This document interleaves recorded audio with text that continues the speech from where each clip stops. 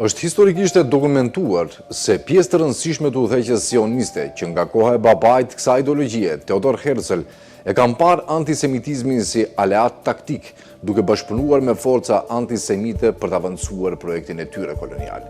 Kjo nuk do të thotë se sionizmi përfaqëson hebrejt, as se hebrejt janë përgjegjës për antisemitizmin. Përkundrazi, shumë hebrejt kanë qenë dhe mbeten kritikët më të fortë të kësaj strategjie, pikërisht sepse ajo ka forcuar ciklin e racizmit në vend që ta thyej atë. Për shembull, Theodor Herzl vetë zhvilloi bisedime me ministra dhe aristokrat antisemit në Austro-Hungari, Rusi dhe Gjermani, duke argumentuar se sionizmi do t'i çlironte shtetet europiane nga problemi hebrej. Në Europën lindore, disa sionistë i panë pogromet jo si arsye për luftë kundër regjimeve cariste, por si presion objektiv që do të rriste emigrimin hebrej drejt Palestinës.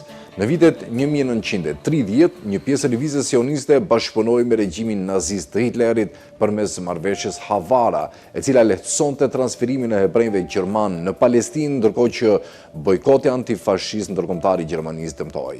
Këtë strategji e kanë trashëguar të gjitha qeverisë sioniste, deri te Benjamin Netanyahu, të cilët e kanë instrumentalizuar hebraizmin si mbulesë të planeve të tyre koloniale dhe supremaciste.